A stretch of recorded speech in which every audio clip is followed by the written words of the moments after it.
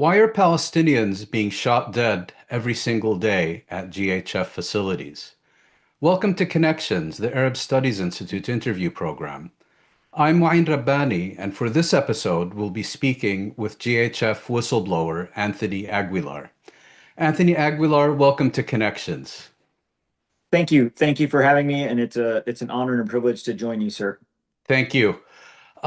I'd like to start from the beginning about how you first became involved with this project. How did you become involved with GHF, which goes by the name of Gaza Humanitarian Foundation?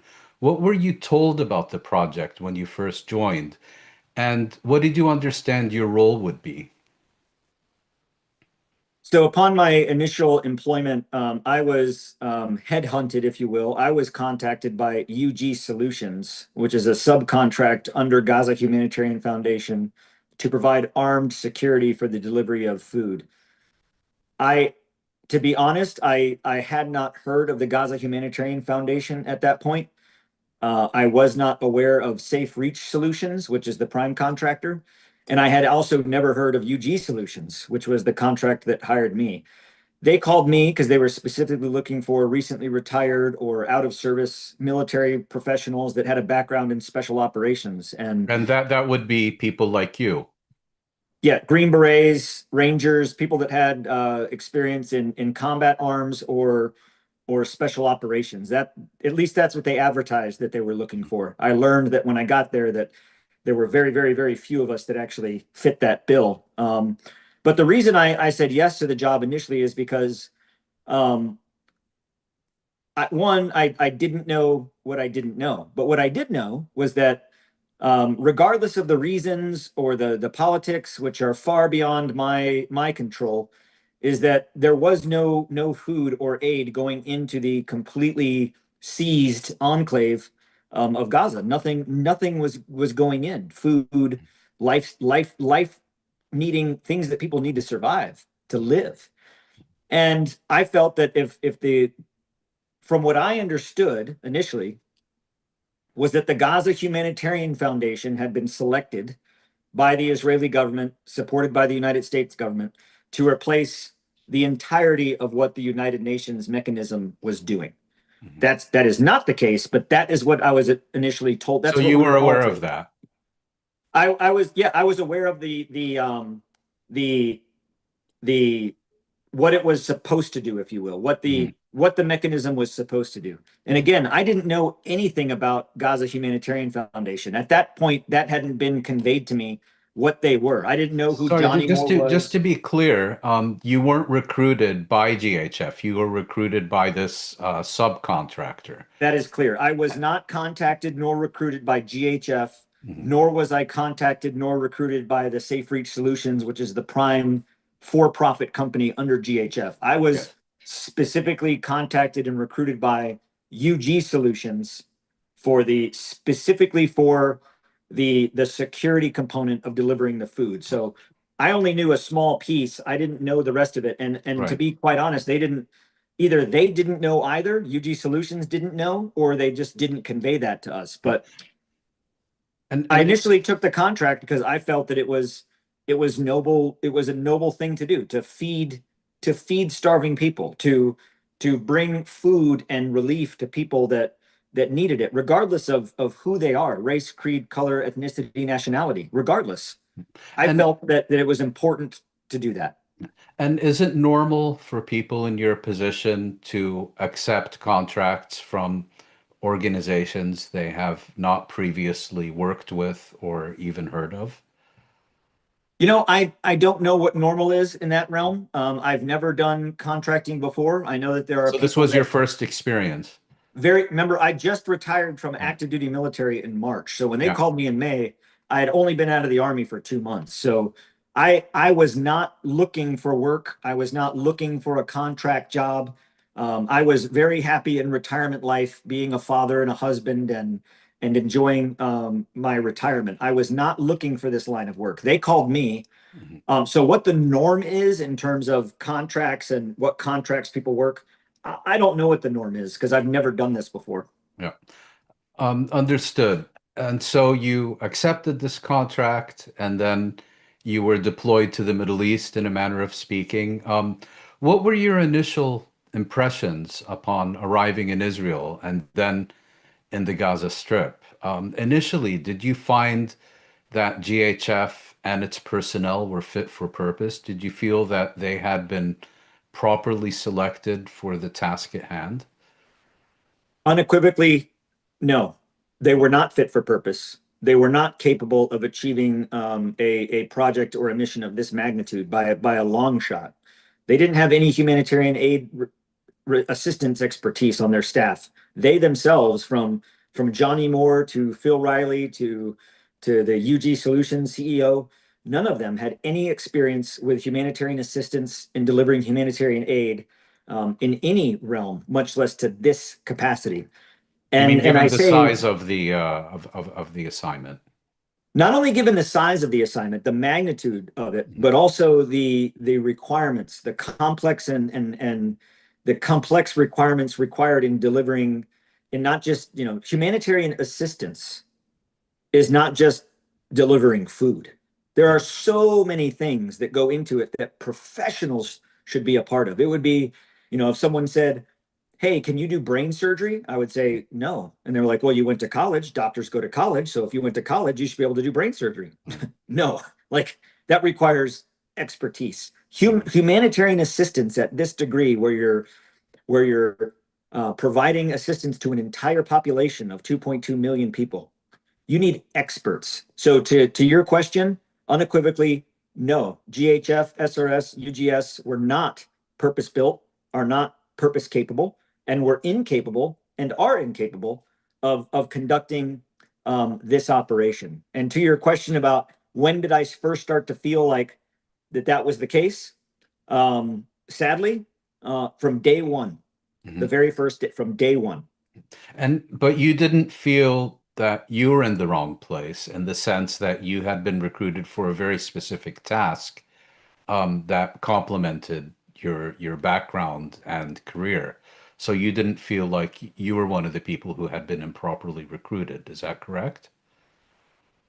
To the contrary, sir, I felt I was in the right place. I Mhm. felt for the reasons they recruited me. They wanted mature, seasoned former soldiers who had a special operations background, who had experience operating in complicated and complex environments. Mhm. There, there's a lot of things that I'm not, Mhm. but that's one thing that I am. And so I felt that I was in the exact right place for the right mission. Um, and quite frankly, that's why I stayed as long as I did. Others resigned before me. Six others in critical leadership positions resigned before I did. I didn't resign until the 12th of June, but I stayed. I stayed because I felt that the program, the mission, GHF, SRS, UGS was critically lacking the the expertise in not just the humanitarian assistance part, but the planning, like the amount of planning and coordination that goes behind structuring convoys or loads of logistical loads and delivery and shifts for security. Like that is complicated work. And if you don't have experience in doing that, you're really in over your head. And they didn't have that experience. So I felt that I was in the right place as the right person in the right job. So you felt that in your case, they had made a point to recruit the right person for the job, but you're also saying that in so many other cases, whether in senior leadership or elsewhere, that was not the case. What's your explanation for that? Were they just trying to do this on the cheap? Was it designed for failure? How do you explain these personnel blunders, if you will? I attribute it to two things. One, profit, Mhm. money. For GHF advertised that they are a nonprofit. GHF, the umbrella organization, may be registered and claimed to be a nonprofit. However, Safe Reach Solutions and UG Solutions and Arkell Industries that does all the logistics are for profit. They are absolutely money making companies. And I'll give an anecdote to kind of convey that. We give them no water. In our humanitarian aid delivery, where we deliver food that requires water to cook, also considering just the human requirement to survive, to live, you need water. We're providing no water at all. You're This talking took, about the Palestinians now, not the staff. I'm sorry, to the Yeah. Palestinians. Yeah. In the humanitarian aid that we are delivering to the Palestinians, to the people that are starving, we are providing no water at all. We are supposed to be the replacement mechanism to the UN to deliver all of their needs. And all we're delivering to them is dried food without water. So why that reflects the profit margin piece is that we, myself and other contractors, brought this up from the very first day. We're like, why aren't we giving them water? Like, that's absurd. And the way it was explained to us was that it costs too much to deliver water, the equivalent of one truck of water, because it weighs so much. We would have to break one equivalent truck down to three trucks to the equivalent of one truck of food. So for one load, if you will, of water, we could do three loads of food. A third of the Now, profit. yeah, so that math, certainly that math may be true, but the reason behind it is for profit. Mhm. How much? Because every gallon of gas, every hour one of those truck drivers that spends behind the wheel, every hour put on a truck and a trailer, money, money, money, money, money. So by not delivering water, by the magnitude of, every day you're saving money or not spending it, I should say, on at the exponential compounding factor, which to me is, it is evil, it is cruel, it is inhumane to have an entire population where they're not receiving um, any water. And so that's just one anecdote as to the profit piece. The other piece that you had asked, was it profit or, I initially, I believe that the things that I saw as concerning may have been mistakes or oversights. Mhm. It became very clear to me, which is why I ultimately decided to resign, became very clear to me that it was deliberate, Mhm. that the where the sites were set up, why they were set up there, what was happening with the displacement of the Palestinians, the the not providing water, the bringing in food and advertising it as this great feat, when in reality it is embarrassingly insufficient. That um, it wasn't. It's intentional. Mhm. And when you say that, explain to me how it works. So you were, I presume, providing an armed escort for these trucks to cross the border into the Gaza Strip and deliver their goods to the GHF facility. Once it was there, how would it work? I mean, if you try to see it from the perspective of either the staff of the project or from the perspective of a Palestinian who wants to receive one of these aid packages. Explain to us who aren't familiar with this how it operates. So, kind of I'll give you kind of the big overview. So, Yeah, please. the the aid itself, the aid that's donated by various nations or purchased by GHF, all comes in bulk, if you will, in a large bulk, and it arrives at the port of Ashdod, In which Israel. is in Israel, which is a city just south of Tel Aviv.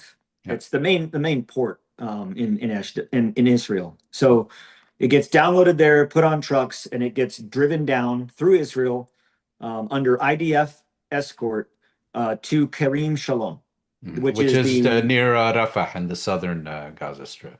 That's right. Karim Shalom is the gate entrance that's at the most southern part of the eastern border of Gaza and Israel, near the Egyptian border. Yes. So there is an Israeli side, if you will, and there is a Palestinian side, if you will. All of that aid gets brought down and stored in warehouses on the Palestinian side or the Gaza side of the Karim Shalom. What we do as armed security, every day, we will take armored vehicles with armored personnel. Kind of consider it like like a bank truck that's delivering money to an ATM, right? Mhm. We've an armored truck with armored guards. We escort the trucks, the long trailer trucks, Mhm. into Gaza um, through gate 231, which is right there near Karim Shalom, a little bit north of Karim Shalom. We take it in. We stand guard. We guard the trucks as they're being loaded Mhm. at Karim Shalom. Once the trucks are loaded, we then escort them as armed escort to the sites, whether it's site 1, site 2, or site 3.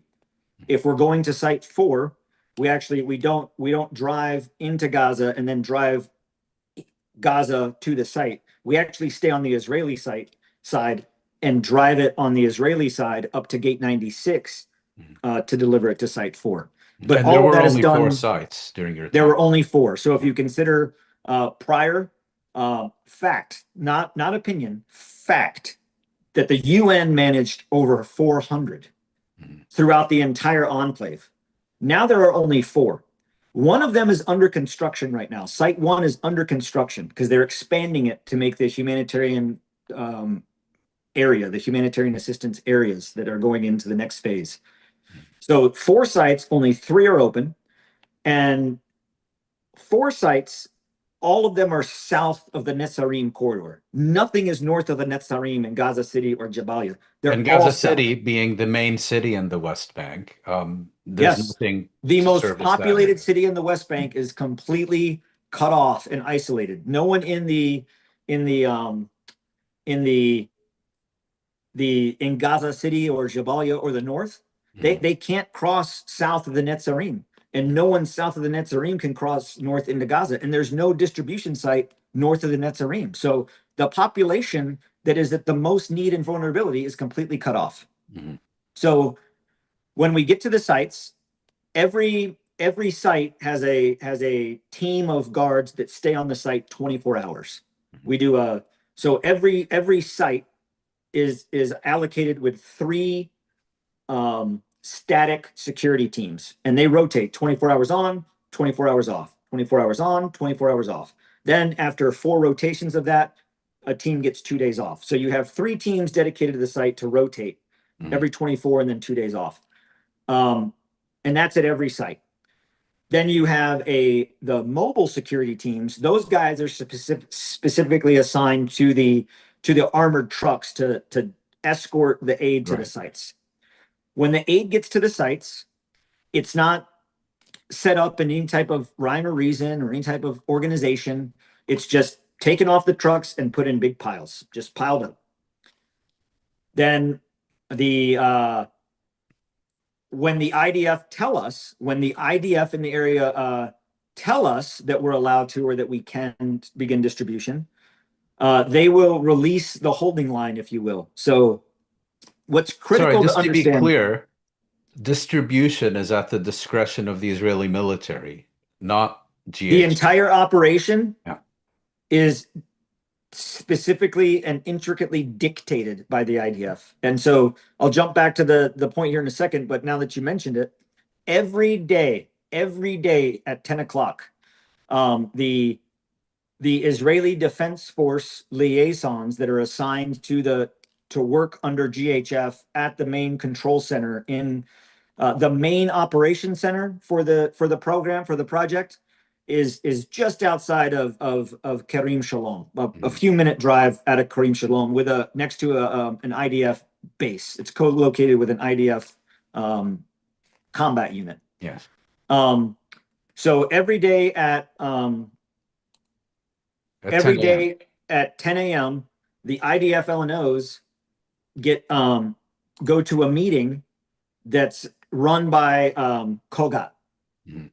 Kogat is an entity within the Israeli Ministry of Defense. Mhm. Coordinator of government activities in the territories. Yes, sir. Mhm. Kogat. They dictate to the liaisons what site we'll deliver at, where we deliver, when we deliver, what time we deliver, how much we deliver, when we stop delivery, what sites will be closed, what sites will be open, all of that. Mhm. So then at 11 o'clock every day, every morning at 11 a.m., the IDF sit down with us, UG Solutions and SRS, the planners, Yes. and they tell us and we're doing it at 11 o'clock one day for planning for the next day. So we're always planning a day ahead. Yes. They sit down and they tell us how much aid we're going to deliver, how many trucks, what sites we'll deliver to, what sites will stay closed, what time we'll deliver, when we can deliver, how long we deliver, what we deliver. They dictate all of it. GHF has zero say in how the aid is distributed. The IDF dictate all of it. Mm-hmm. So now that you have that background, when we have all the aid, let's say as an example that it's Tuesday and we're going to distribute at site number one, secure distribution site 1, which is the furthest south, all the way in the southern portion of Rafah, near the Egyptian border, near the Swedish hospital in the very corner of the enclave. That hospital is gone now, by the way. It's been leveled. But so if this is on a Tuesday, Monday, the day before, we would have gotten our direct orders from the IDF. When we get to the site and we unload all the aid into this big massive pile, 25,000. So a 9-truck load, a 9-truck load of aid is the equivalent to 25,200 boxes. So just imagine 25,000 boxes in this pile on the site. And when the IDF dictate that we can start distribution, the IDF will release the holding line. And that's also important to understand because... Sorry, by holding line, you mean they will allow Palestinians to start approaching the site. Is that correct? In mass. So I want to paint this picture for everybody. Yeah. Sites 1, 2, and 3 are all south of the Marag corridor. The Marag corridor is a military corridor that connects all the way from the west to the east and cuts off the entire southern portion of Gaza. It's between Khan Yunis and Rafah, if I'm not mistaken. It goes right in between the two. Yeah. That's right. Khan Yunis, Rafah, it cuts right in between the two. It basically connects where the Mawasi internally displaced persons camp is on the coast, all the way to gate 231. The Shiraz gate. So it cuts it in half. There are no Palestinians. You can't just leave your house in Rafah and cross over the Marag corridor and go to the site. All 3 sites are south of the Marag corridor. So if you want to receive aid, you have to walk all the way to the coast. Mm-hmm. You have to walk down south down the coastal corridor. You're restricted to the coastal corridor. And when they get to the coastal corridor that intersects with the Marag corridor, there's a large traffic circle there. This traffic circle has been the incident of many, many shootings. There have been many that have been killed there. And it's not Hamas. Mm-hmm. It's the IDF. So at that position, the IDF will hold them there using tanks in position, holding everybody back. When we tell the IDF on the radio, all the aid has been dropped off, they then determine when that crowd will be released. Mm-hmm. When the crowd is released, it's not done. By released, you mean permitted to cross this line? So the tanks move back. Yeah. And the population, those that are waiting to receive aid are permitted to proceed to the site. Right. So when this happens, it's not in an orderly fashion. It's not in a line. It's not in groups. It's not the women and children and then the men. It's just a massive tidal wave. Imagine a tidal wave. Mm-hmm. One big mass of people in the and we're talking about thousands of people. On average, 6,000 to 9,000, sometimes more. On the very, very first day, on the 27th of May, when we did site number 1, it was estimated that there were around 24,000 people around that site. And those numbers come from the IDF, not from me. I'm not making that up. That's what they assessed. So, on average, 6,000 to 9,000. So for sake of this, painting this picture, let's say it's 8,000.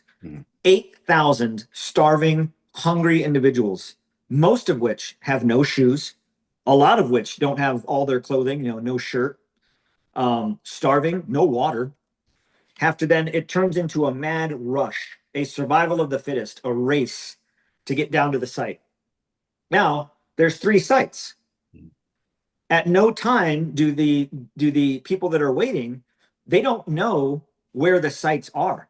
So if they get told, hey, we're going to distribute from site number one, all they know is that they go down the coastal corridor to the Morocco corridor and they wait. Mhm. And then when they're released in one big group to go to the site, they know it site one, but they don't know which of the three is site one. Mhm.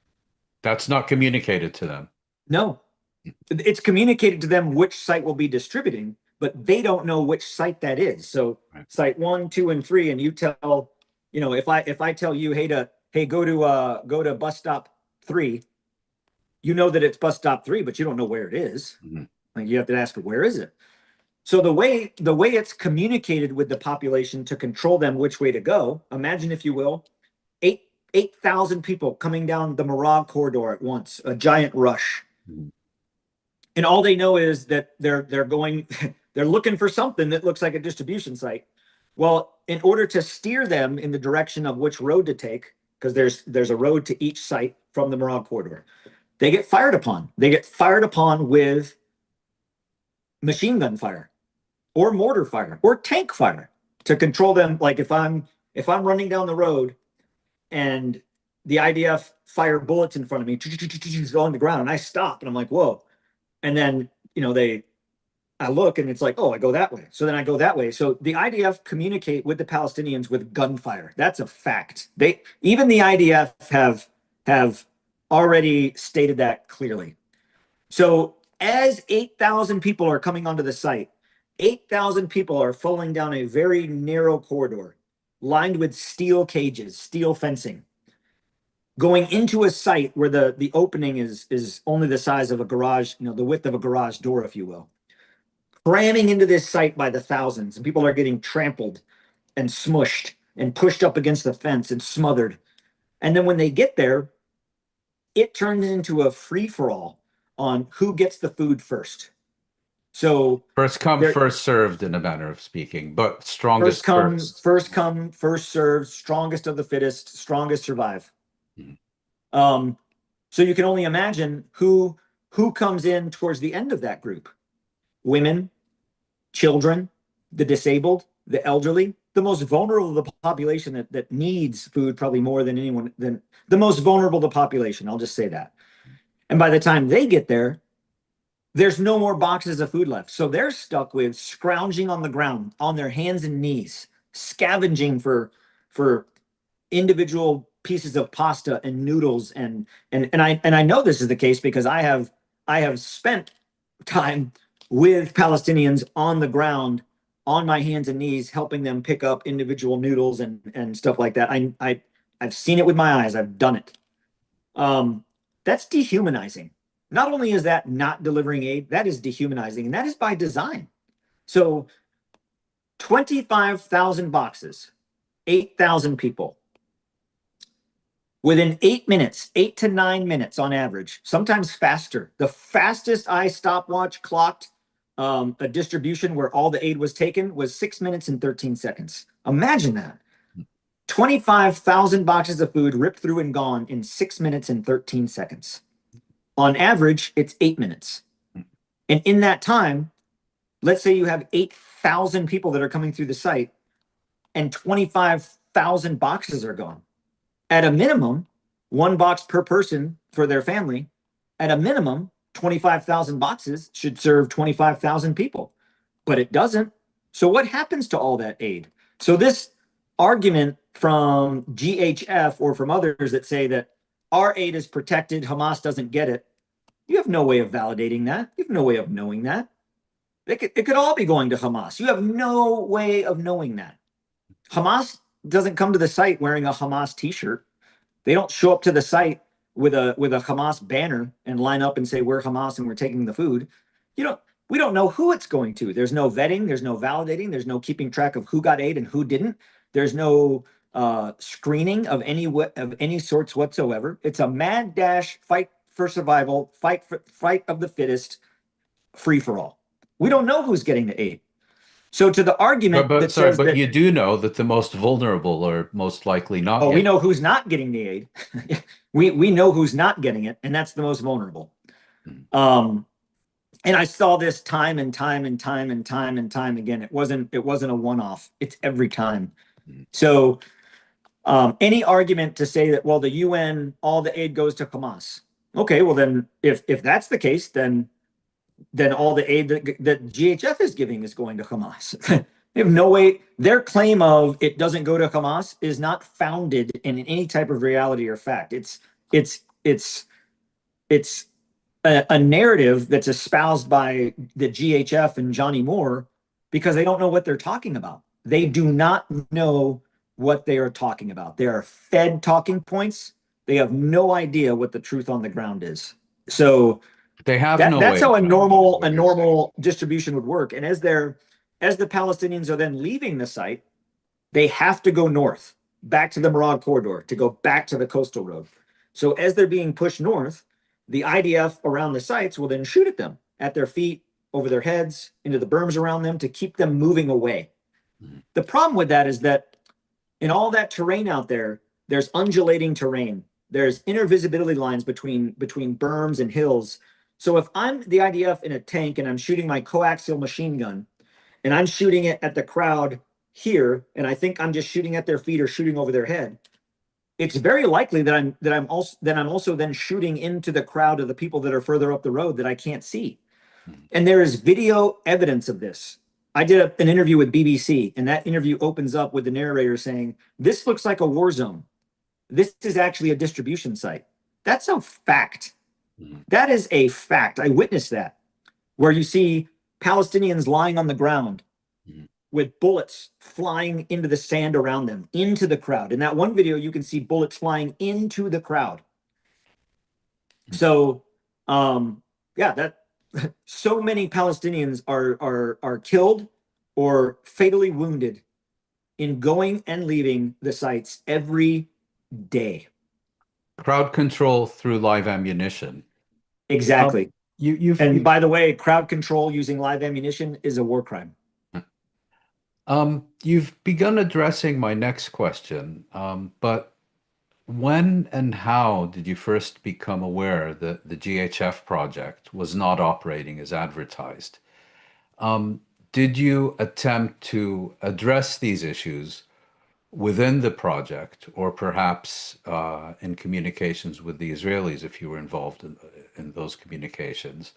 How and to what effect? I communicated concerns from day one. So I was amongst one of the planners, if you will. So I was initially recruited just to be a security guard. When we got there were some things early on, May 21st. There were some things that I noticed that were critical. And May Critical. 21st was your first day on the job. No, I was hired May 17th. I We see. got into Israel on May 19th. Hmm. Specifically on May 21st, I had raised concerns to the leadership in terms of, hey, um, we we haven't zeroed or qualified on our weapons. The men haven't been given a rules of engagement brief. Nobody knows where we're going or what we're doing. So I was then tasked with, oh, well, will you do that? And I was like, well, I can do an operations brief in terms of where we're going. I can't draft a rules of engagement. That needs to be drafted by a lawyer, like an attorney that is a I'm not a lawyer. I mean, I can't draft it. Um, so, and that was never done, by the way. No rules of engagement, no standard operating procedures. But I put an operational plan together where I briefed it to the men, and they promoted me into this operations position. Within the first 2 days in Israel, I got promoted with a position raise and a pay raise. So that then put me in this position of kind of being involved in the planning. So on the 24th of May, before anybody else went into Gaza at all, myself and the IDF and a couple select few others from SRS um, went to the sites, all four sites, to do a tour, if you will, a reconnaissance to get eyes on. No Americans had seen these sites yet at all. Not one American had seen these sites. From day one, from that day specifically, I went to the site and I immediately identified and notified this to the leadership because all four of the sites, but more particularly the three in the south, Mhm. were identified to be built, established and built in active offensive combat operations areas. So for the listeners, let's just say all of Gaza is a war zone. That's what the Israelis would say. All of Gaza is a war zone. Even within war zones, and if anybody wants to challenge me on this, I would welcome them to it, because I've been deployed to combat 12 times in 4 different wars over 25 years. So if somebody wants to sit down and have a discourse with me on what combat operations are, I'd love to have that conversation. But um, even in a war zone, certain areas have active offensive combat operations. Not all of Gaza has active offensive combat operations. So the sites were deliberately identified and built in areas where there's deliberate combat operations, specifically, which ended, I think, 4 days ago officially, Operation Gideon's Chariots. Which began in mid-March of this year. Correct, which began in mid-March, long before we even started building sites. So those sites were specifically built in operational combat areas, which the reason that's a concern to me is because that is a violation of the Fourth Geneva Convention protocols. It's not me making that up. It's not me thinking like, oh, that's not right. It's a war crime to build sites that service a civilian need, that service the civilian population, schools, mosques, hospitals, water stations, food stations. To target or build those in active combat areas is a violation of the Geneva Convention. So that stuck out to me from day one, because the IDF escorted us to the sites and they gave us a tour. And I was looking at the map that they provided us, and they had their units arrayed, and I was like, and they had the whole thing labeled Operation Gideon's Chariots, and I was like, these sites, according to this map, these sites are right in the middle, right in the engagement area for Operation Gideon's Chariots. Like, these sites shouldn't be here. We need to move these sites. And I was told, I was told that's not going to happen. No way. The sites are where they are. We're not moving them. And I'm like, but why not? Like, who's in charge here? If we're in charge, we should move these. We are in violation of it's like if you ride with your buddy and he parks in a restricted parking area, and you look at your buddy and you're like, we can't park here. And he's like, forget about it. It's like, well, you're going to get a ticket if you park here. And when you come back afterwards, the car's been towed away. It's like, yeah, told you. So just like that, and telling like, we cannot distribute humanitarian aid in these locations. We cannot. And I was told, we're not moving them. This is what we're doing. The IDF said it's okay. So we did. So from day one, we're already violating Geneva Convention protocols.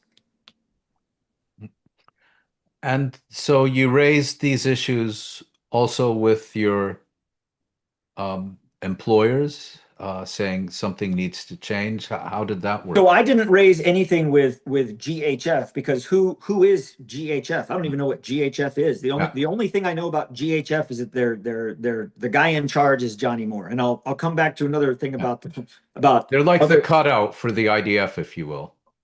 That's what I would think it is. It's a cutout. Yeah. But Safe Reach Solutions, which is the prime contract, yes, they're absolutely for profit. They are not a nonprofit. They are a for-profit business. They are making money hand over fist doing this. And they're the ones who hired you, right? No, UG Solutions hired me. So did you raise these issues within? Yes, I raised these issues in writing and in person with the leadership of UGS Solutions and with the leadership of Safe Reach Solutions. This is in May. This is going on, and I'll tell you, the number 2 man in charge of the entire contract in Israel for Gaza, the number 2 man in charge, raised these concerns on day one as well. I raised my concerns to the leadership in country, to the contract leader, to the people that were there. He raised his concerns back to UG Solutions corporate, back to like the boss. And the same concerns I did. And I have this email where he sent it to all the leadership, and the leadership responded and said, oh, you're right, we need to fix these things. And then they refused to fix these things. So that man resigned in protest. So these things were brought up clearly from the very beginning by myself and others. And they were wholesalely ignored as, nope, we're not moving them. Nope, doesn't matter. If the IDF said it's okay, it's okay. That should be concerning to any anyone looking at that, and to my audience, like for me particularly, as an American, to the American people, that should be a concern that U.S. tax dollars are going to pay for a mechanism that is in violation of the Geneva Conventions and the laws of armed conflict. That should concern Americans. And has now already resulted in the killing of approximately. Thousands of deaths. Many of whom get killed because they're at the back of these groups are women and children. Mm-hmm. That's another thing to remember. In these large groups, the people on the edges or in the back where they get shot at for crowd control are women and children. And so you raised these concerns. They weren't dealt with. You were effectively ignored. Is that the basis of the rupture that resulted between you and these organizations? Well, so initially bringing up my concerns, I stayed on. I continued to work for them because I felt that I could make a difference. Because to me, the changes that needed to be made to make the distribution more safe weren't hard or difficult changes. They just required, one, the knowledge and experience, and then two, decision makers to make decisions. I couldn't impact the decision maker piece, but because I was in charge of taking, the instructions from the IDF, you're going to do this, and then I was the guy who was in charge of making a plan out of that, I felt that more and more I could influence the operations. I could be a part of it and influence. Because I did talk to the IDF. I did talk to the leadership. On the 8th of June, when I was in the main control room, because our rotations, our duty rotations shifted around. They went to different. Some days we were on site. Some days we were operating in the control center. Some days we had a day off. It just all depended on our operation cycle. So on June 8th, I'm in the operations center. With the Israeli military. With the Israeli military and the Safe Reach Solutions, the higher contract leadership. We're all in the operations center because during distribution, each distribution site had 6 cameras, and those camera feeds fed back into the main control center at Kareem Shalom. So if I'm in the control center, I could watch on full motion color TV the distribution on the site. And I would actually have more awareness overall because the cameras see everything. Mm-hmm. So we're in there on that day, and this particular day was site number 2. Site number 2 is being distributed, and site number 2 is the smallest of all the sites. It's physically the smallest, but it has at times the largest population coming, because if site 1 and site 3 are closed, everybody coming from Rafah and Khan Yunis to come to that site are all going to one site. So if site 2 takes on that much at once, it's incredibly dangerous, stampeding. So on this particular day, and I'm watching it on the video, just like everybody else in the control room, three youngsters, 3 children, 2 under the age of 10, 1 slightly over 10, if I had to guess, were because they were small, they were being pushed up against these concrete barriers. And they're getting pushed up and they're getting crushed. So this Palestinian man picks them up, and they step on his shoulders and they step on top of the barrier so they weren't getting crushed. Mm-hmm. And it was very, very clear. 1, they were unarmed. They had no weapons. They didn't have sticks or rocks or weapons. They had nothing in their hands. They didn't have food either. They had nothing. They didn't have shoes. One of them, the older boy, didn't have a shirt. Mm-hmm. They were obviously children. And the Israeli Defense Force liaison officer from Southern Command, who was in our operations center, comes up to me very excitedly and he says, "Tell your men to get them down." And I said to him, "Hey, they got it under control." I was like, they were getting crushed. They'll take care of it. It's fine. "No, they need to get down there now. Your men have lost control of the situation." And I said, "Nobody's lost control of anything. It is a chaotic situation, but it's under control. These are children. They were being smashed against the barrier. We all are watching it. It's fine." He then goes back to his desk, because the liaisons had a desk inside the office with a radio to communicate to the IDF forces. And he goes back to his radio and he speaks something. And again, I don't speak or understand Hebrew, so I don't know what he said. One of the contractors who was in there who does speak Hebrew and understood what he said says to me, like, hey, he just told the IDF unit next to the site to have the snipers shoot them down. So when he came back up to where I was and he was like, get them down or I'll take care of it. I asked him point blank, I was like, did you just call your snipers and tell them to shoot? If you don't get them down, my men will. And I said, no, we're not shooting at children. No, you're also not going to shoot because regardless if they're children or not, they're unarmed. They're not posing a threat. And if your snipers shoot and miss, you're going to hit other Palestinians. Or if your snipers shoot and miss, you're going to hit American contractors. You are not going to shoot. During that discourse, and thank God we didn't have to come to the realization of that because these 3 children had run to the end of the barrier and jumped off, which that barrier goes to the edge of the site. So they were off the site and they ran away. So thank God we didn't have to come down to what the reality of that would have been. But this demonstrated to me that this individual was ready to shoot at children. What broke my moral compass, if you will, broke my moral red line is that in the operations center, Safe Reach Solutions. So UG Solutions, Safe Reach Solutions was our boss. So my boss's boss, so to speak. The gentleman at Safe Reach Solutions calls my name. He's like, hey, Tony. And I turn and I'm like, hey, what's up, Kevin? His name was Kevin. He's like, hey, come over here. So we step outside and he tells me point blank to my face, never say no to the client. I was like, what do you mean? He's like, we work for the IDF. We are their client. Do not say no to the client. And I was like, so we work for the IDF? I was like, I thought we were working here for the government of Israel and we were delivering humanitarian aid and the IDF are present. But what do you mean they're our client? We work for them. He's like, haven't you noticed that they give us all of our orders on what to do? And I was like, it dawned on me. I'm like, we are working for the IDF. So as GHF, if we are working for the IDF, we are simply an appendage of the Israeli Defense Force, which is not how the mechanism and the process was advertised as what we were doing.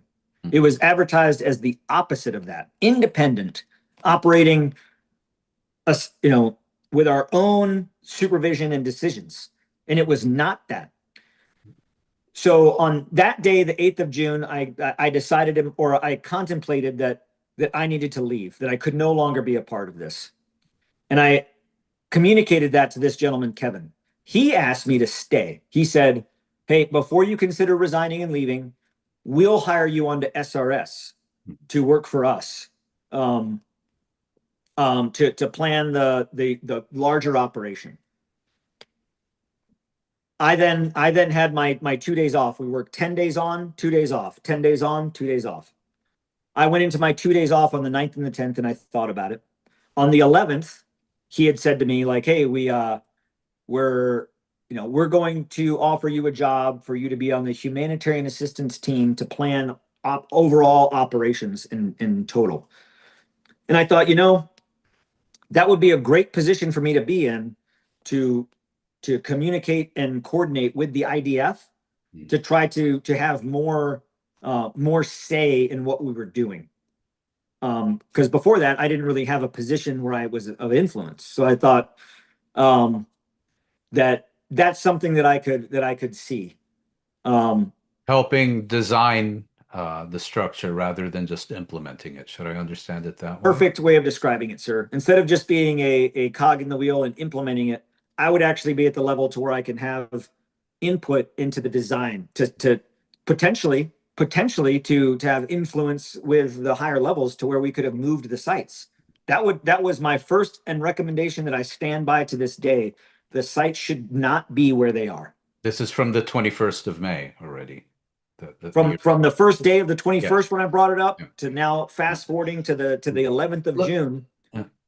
And so in accepting this position, it then became clear to me that not even SRS or GHF had any say in what was going on. No one had any say in distribution, how it was being executed, how it was being done. No one had any say. The IDF were in charge, and none of us had a say. So I didn't realize that in my positions before. You, like I said, you don't know what you don't know. Mm. So then I submitted my resignation and I resigned. So I would say that the rupturing there, and further to consider, after I resigned on the 13th of June, UG Solutions asked me to stay and consider a different position. And I told them, I said, I don't know what position you could possibly put me in or have me in.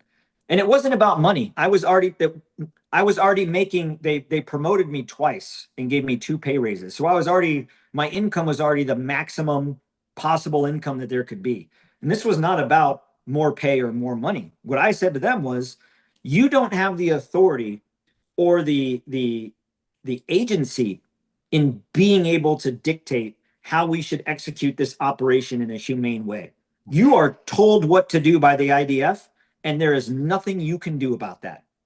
Before moving on to your new role, if I can put it that way, as a whistleblower, just a brief question for the uninitiated. I don't know if you've had previous experience in a setup broadly similar to GHF, but based on your knowledge, is it normal that aid distribution centers, between quotation marks, operate this way, that they're only open for a few minutes a day, that distribution is done basically via one massive dump of supplies on the floor? How is it supposed to operate? So again, I am not a humanitarian assistance expert. Humanitarian assistance, again, humanitarian aid, and this is what I've tried to convey to the leadership of GHF because they keep saying humanitarian assistance, humanitarian assistance.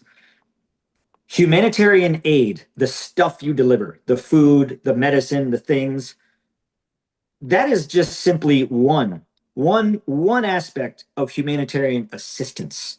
Which is a whole Humanitarian logistical assistance, process. Yeah. well, humanitarian assistance to a population is much more than just food. Mm. It's medical, it's doctors to do health evaluations, it's nurses, it's engineers to conduct surveys of sewage, of water, of electricity. It's so much more than just giving people food. That's one small aspect, an important one, but one little aspect. That's like saying that a house is just built out of wooden nails. Well, no, there's a lot of wires, there's a lot of plumbing, there's a lot of electricity, there's a lot of other stuff. It's not just wooden nails. You do need the wooden nails, but there's so much more.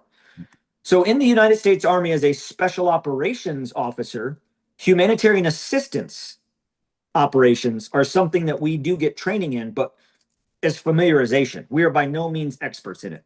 But I have been involved with humanitarian assistance, delivering not only humanitarian aid, but also all the other components of it, civil assessments on food, water, etc., um, medical capability assessments, the whole nine yards. I've been a part of all of it. In the southern Philippines, in Syria, when ISIS surrendered, and we had to establish the Al Hol internally displaced persons camp, which was on the Syria-Iraq border, just south of the Fishkabur Bridge. Large camp. I was a part of that planning. In Iraq, in Afghanistan, being involved with the planning and then the execution of humanitarian assistance.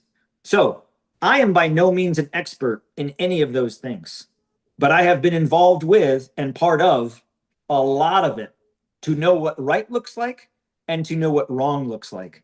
And the way these sites were established, the way these sites have been executed, the way the sites, where the sites have been put in, is not only the wrong way of doing it, it's the example of the wrong way to do it. Like if I were training somebody on humanitarian aid, I would say, here's an example of what not to do. And you've mentioned several times that you were not the first or the only person to resign from involvement in this project. People in much more senior positions than you have. I think Johnny Moore's predecessor That, Also, yes, that's a point that I would like to bring up. yeah.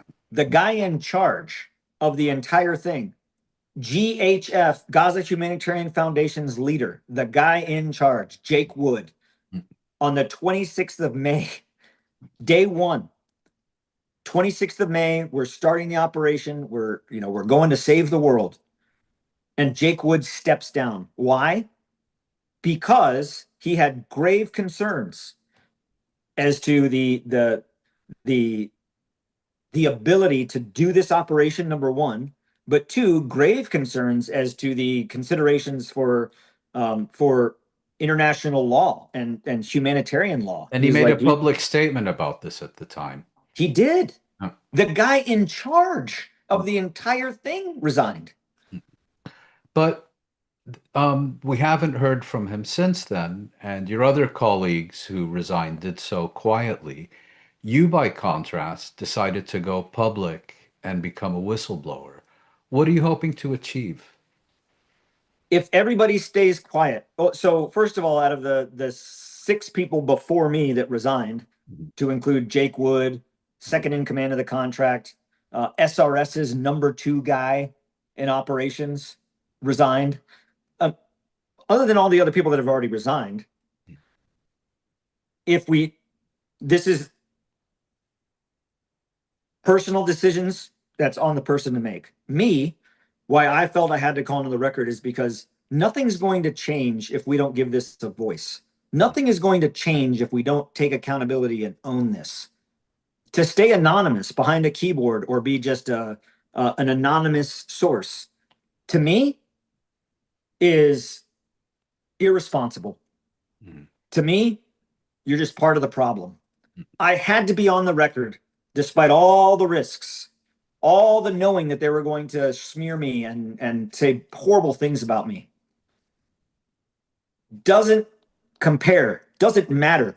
The smearing and the discrediting pales in comparison to my conscience and having to live with my soul.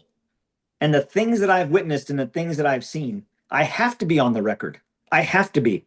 I have to have, I have to put my name on the line to show, to convey to people that I'm serious about this. This is not a behind the keyboard Twitter handle, garbage. I was there. I've seen 25 years of war. I was at these sites. There is no one who is under the employment of this contract. And I don't say this to toot my own horn, it's just facts. There is no one that has had the experience for as long as I've had it doing what I've done who has now been there in Gaza. I'm not a commentator sitting back in the United States watching newsreels and being like, "Oh, this is what I think." Everything I'm sharing is not quote unquote just something I think. I've been there. I've seen it. I, So I had to put my name on the line to give the story credibility. yeah. I I've not asked you about the gory details of what you've witnessed. You've spoken about this extensively in multiple other appearances, and those details are by now well known. But I would like to ask you what I think many people would consider an important question. Your account of the GHF project and these numerous detailed stories, accounts that you've provided, your credibility and even your character have come under sustained attack by GHF and Israel's propaganda network. The allegations against you are a matter of public record, and I'm not going to go through each of them individually. But that said, the basic points being made are that you are a liar, Hmm. that you were a disgruntled former employee who didn't resign but was fired for cause, and that you are now making these claims about GHF and your employer in bad faith in order to discredit them as an act of revenge. Your motivation is revenge. Hmm. What's your response to those who find the allegations against you either credible or at least worth taking seriously in any evaluation of your account? First, I would like to say that the targeting and the discrediting of my character, I expected that. Of course. Show me throughout history from Joan of Arc to today, where anybody that's spoken against the machine hasn't been attempted to be smeared or discredited. So I knew it was going to happen. I wear that like a badge of honor. For Johnny Moore to call me a liar, don't care. What do I care what he thinks? He hasn't served his country for one day. He has taken and taken and taken and taken and spent his entire adult life lining his pockets. I haven't. To the contractors on to UG Solutions or SRS, they say that they fired me. I have on the record that has been validated by its metadata, the termination letter, my termination letter, resigning.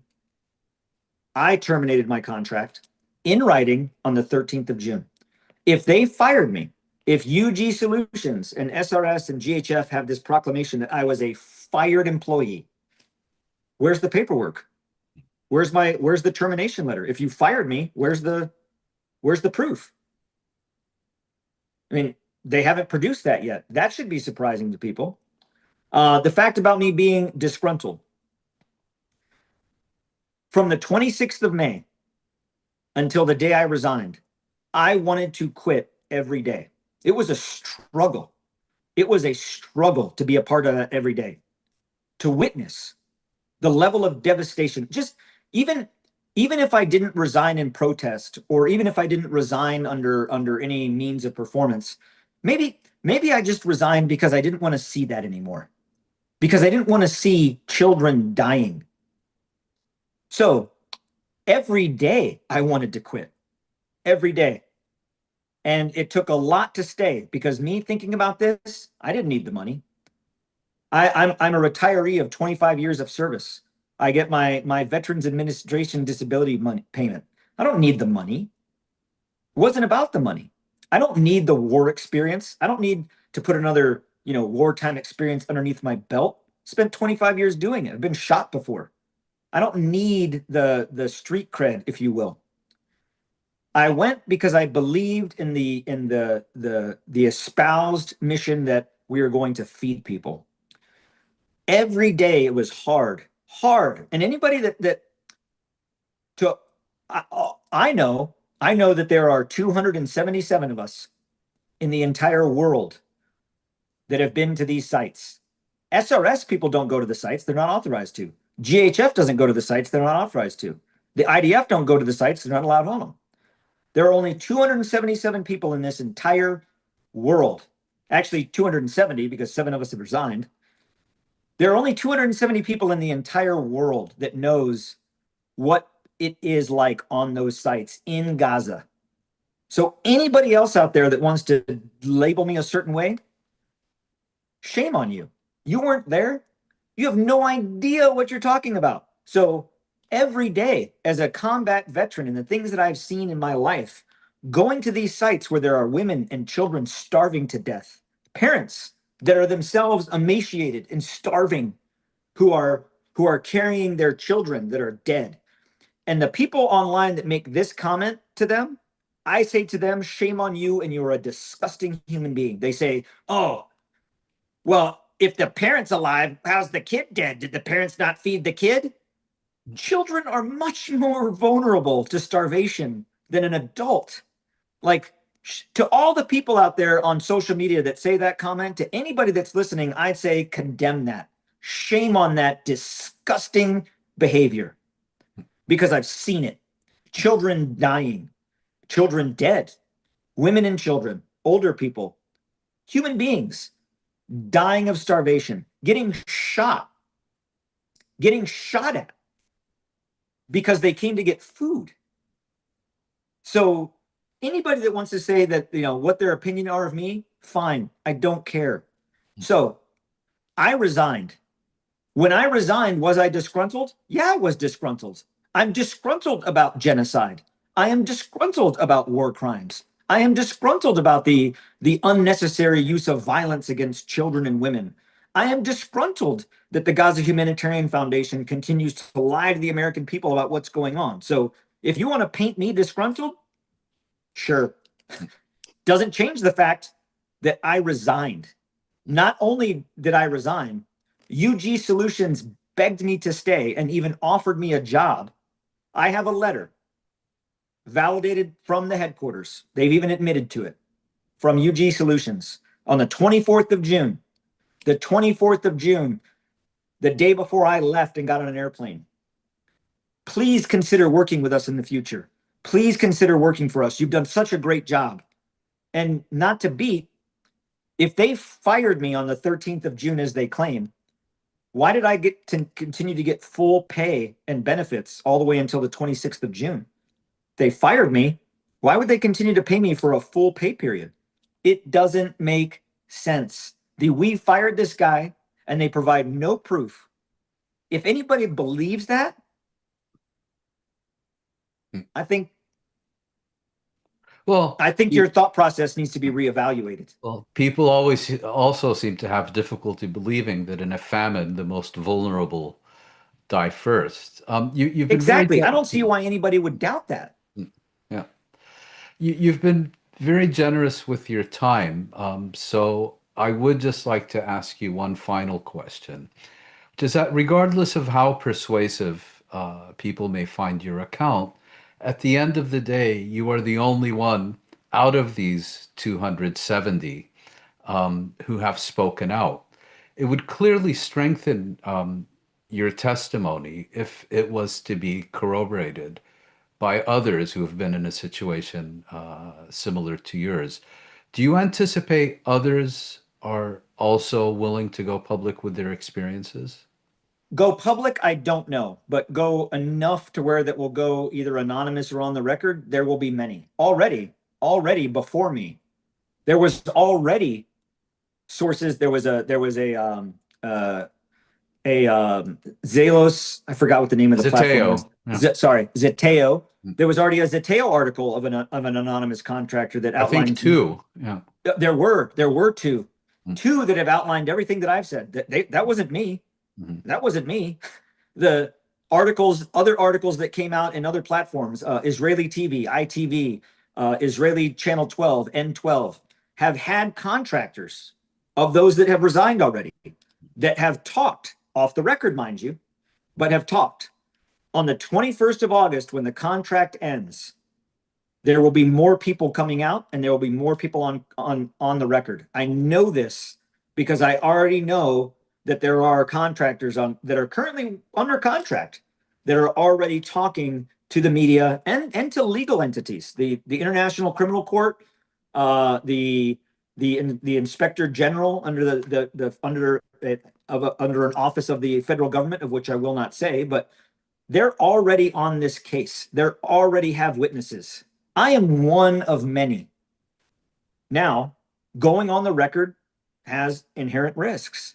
Well, I've as had your own to case I've had to demonstrates move with my all the family. smears and I've yeah. been smeared, and the smears, to be honest with you, the smearing and the insults, I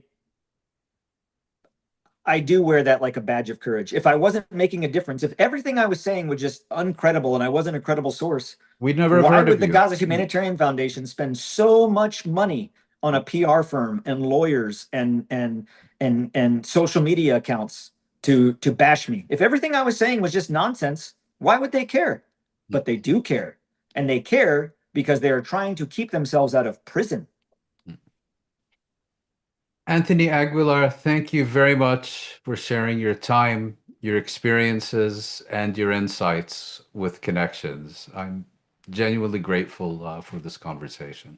And I'm grateful for you as well, sir. And I have immense respect for you and what you do. And, the truth is the truth. The truth has no sides. And that's simply what I'm providing is the truth. And if people believe it, as they should, good. Then let's do something about it. For people that don't believe me, okay, there's plenty of evidence out there. I'm not the only one. Doctors, surgeons, the IDF themselves, NGOs, UN workers, people that represent the best of society are saying exactly what I'm saying. So we're all liars? Come on, search your soul, look at yourself in the mirror. On that note, thank you again.